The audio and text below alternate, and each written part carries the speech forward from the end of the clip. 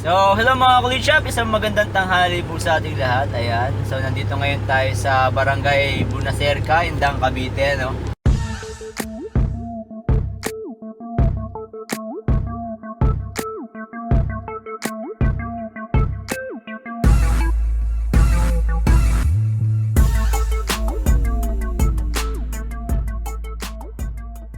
At malapit na po tayo sa Sagbat. Ayan. Ito po yung part ng Indang wherein makikita po natin yung simula ng East-West Lateral Road from Indang to Amadeo.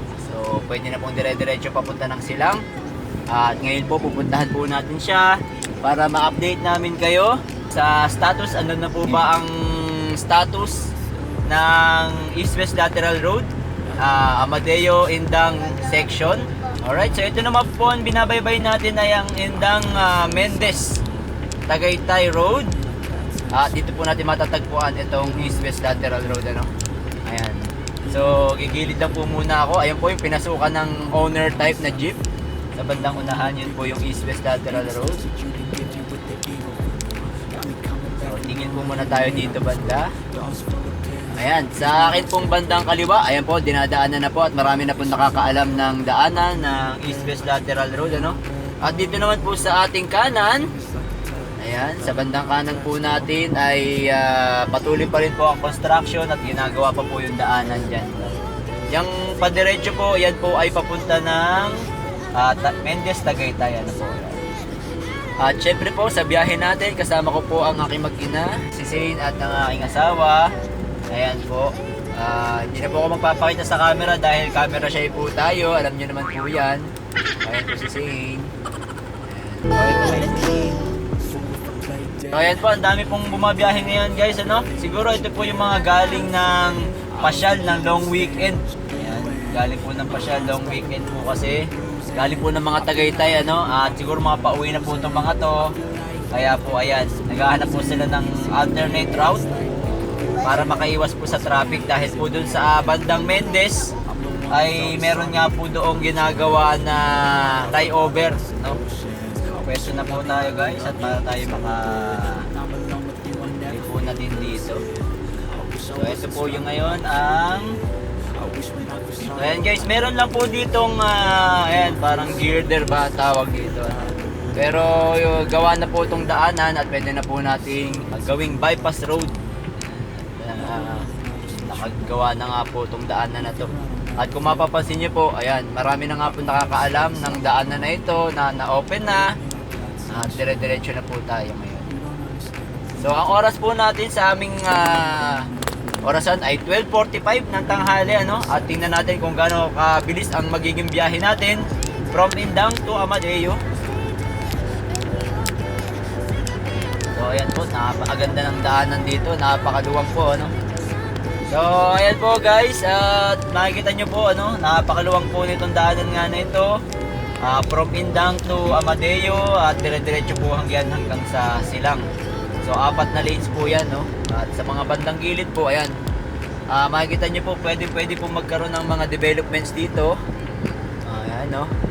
Talagang ito po kasi ay gubat na ginawang daanan talaga na bypass road. Ginagawa pa construction dun sa kabila.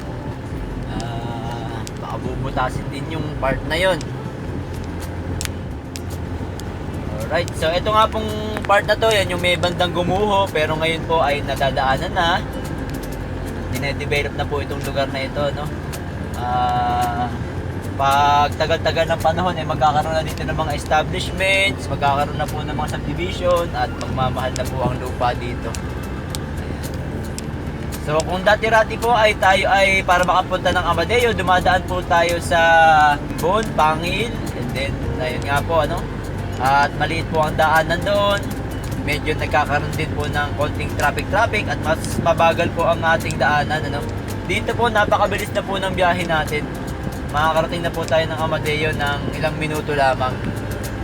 Ayan.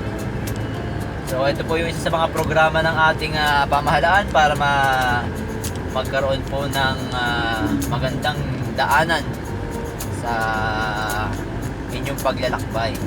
So ito po ay napuntahan na natin nung tayo po ay nagmo-motovlog. At ayun nga po yung part na to, nung matatandaan nyo po ay hindi pa po ito sementado. Medyo matagal-tagal na rin po kasi yung panahon na tayo nag-motovlog. Kaya lang po pag nagmo-motovlog tayo, usually ako lang po at saka yung asawa ko ang pamasyal.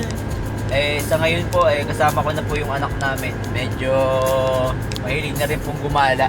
At ayan po no, sa pagkakaalam ko po sa tulay pong ito ay part na po na to ng Amadeo.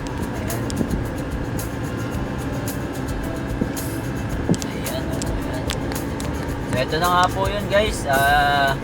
Nung nagpalit tayo ng handle grip ng aking motor, kung sinamahan nyo po ako dun sa vlog kong yun, ay ayan, dito po yan sa tulay na to. Ayan po ano.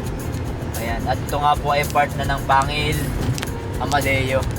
Ayan. So dito na po tayo. At ito po yung daanan. So pag tayo po ay kumanan, yan po yung papunta ng bayan ng Amadeo. At ito naman pong sa kabila, ito naman po yung paindang.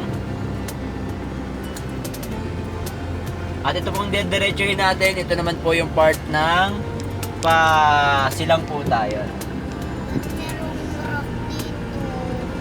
So, dahan-dahan lang po tayo at dito po ay merong mga nakaharang. So may harang po doon dahil para hindi po tayo magmabilis ng pagpapatakbo kasi nga po crossing. So nakarating na po tayo guys. Yun po, ganun kabilis. Kanina po ay anong oras nga, hindi ko natandaan, 12:45. Ngayon po ay 12:50. So 5 minuto lang po ano, 5 minuto ay nasa Amadeo na po tayo. At ito naman po tinatahak natin ngayon guys ay ang Amadeo to General Trias. Ayan, road. Parte pa rin po ng Amadeo. Guys, hanggang dito na lamang po ang ating video at sana po may niyabang na naman ako kapakipakinabang sa araw na ito. At sa mga hindi pa po nakasubscribe, subscribe lang tayo sa Kulit Shop. Ang shop na makulit pero walang physical shop. See you on my next videos. Bye-bye! Kulit Shop would like to thank the following sponsors: SJP Marketing, SJP Marketing Car Parts and Accessories, Gelson Pagsugiron, Gelson's Vlog, and Gelson's D-Store.